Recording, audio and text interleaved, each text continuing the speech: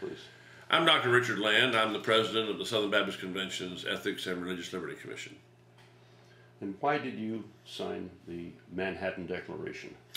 Well, I not only signed it, I helped revise the first draft, was honored and privileged to do so. Chuck Colson's been a friend of mine for many years. I tremendously admire him and his faith and the courage of his faith. And he was talking with some of us about the need, in light of the current crisis in our society, to make it clear that there are certain non-negotiables for those of us who are believers, and to explain why to a world which, we can't assume that people outside the church understand why our pro-life conviction is as strong as it is, and why our conviction about marriage is as strong as it is, and our conviction about freedom of conscience is as strong as it is. And so Chuck said, I think it's time for us to explain this, number one, to the church, to the people outside the churches, and inside the churches, to explain what's at stake, and to call people to take a stand, to do as Martin Luther did, to say, here I stand, I can do no other, I'm not going to render unto Caesar that which is God's, which is ultimate allegiance and obedience. And what is it that you effectively hope will be accomplished by the promulgation of this declaration?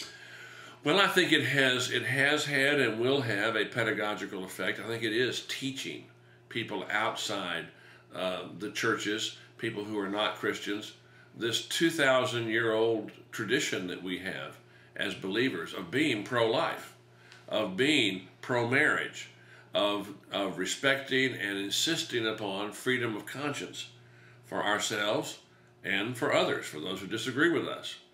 And I think it's also had a pedagogical and tutoring effect inside the churches to help remind us that we are standing in this long line of witnesses that goes back to the foundation of the church in the first century, and that there are compelling reasons why we must stand up for every human life and the sanctity of every human life, from conception to natural death, because life is under assault at both edges, both at the beginning through abortion and at the end through creeping euthanasia, and I'm fearful of a coming rationing of health care through government health programs.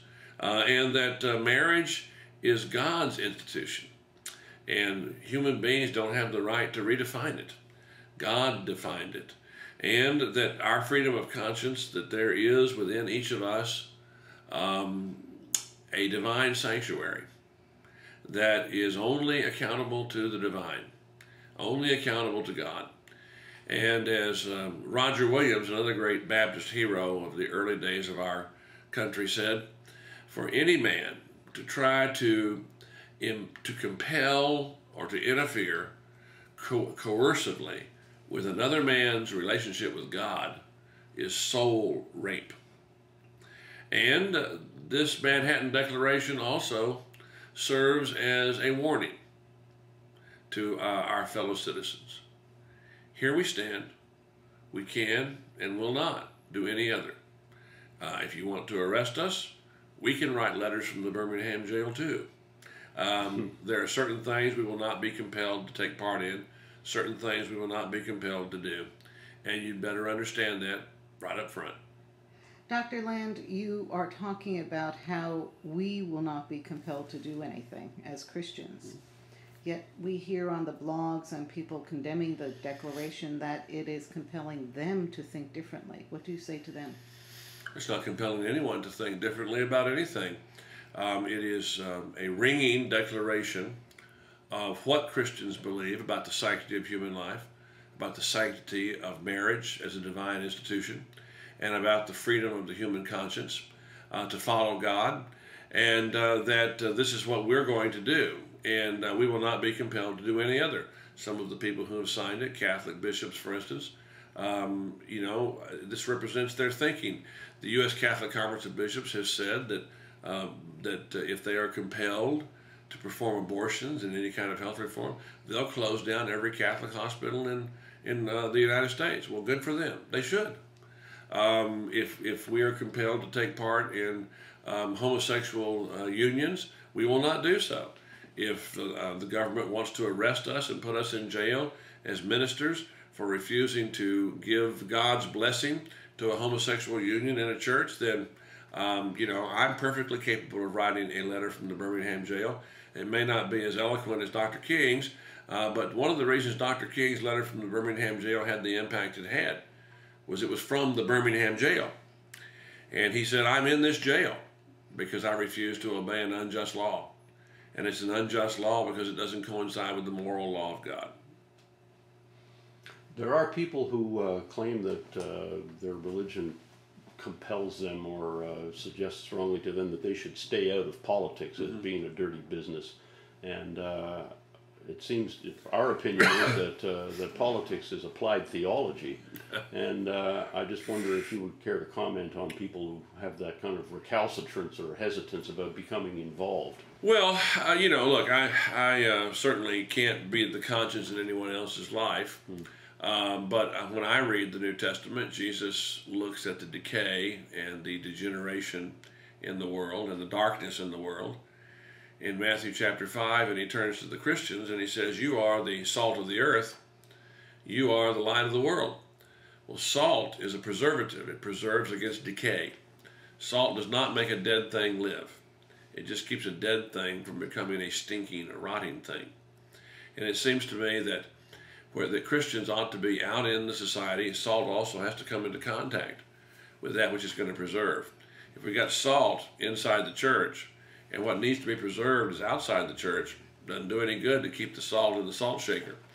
The salt has to come into contact with that which is going to preserve, that's what it's going to keep from rotting. Salt also is a disinfectant. We are to be a moral disinfectant in society. The general moral atmosphere of a city or a state or a country ought to reflect the percentage of Christians that live within that city or state or country. And then secondly, he called us to be the light of the world. He says, let your light so shine before men that they will see your good works and glorify your Father which is in heaven. Now, that sounds to me like a divine commission, to go out into the world and to be doing good works and to be doing them in sight of those who are in the world, and they can see the good works and then they will glorify our Father which is in heaven. I believe that for many of my fellow Christians in the early 21st century who have taken this idea that there ought to be a great strict separation between the spiritual activities of the church and the society, that they are overreacting to the social gospel that was birthed in the 20th century and had a great deal of impact at various times during the 20th century. The idea that there's more than one kind of gospel is utterly foolish and wrong and destructive. There's only one gospel, and it's a whole gospel for whole people. There's not a divine gospel or a spiritual gospel and a social gospel. There's one gospel, and it's for the whole man.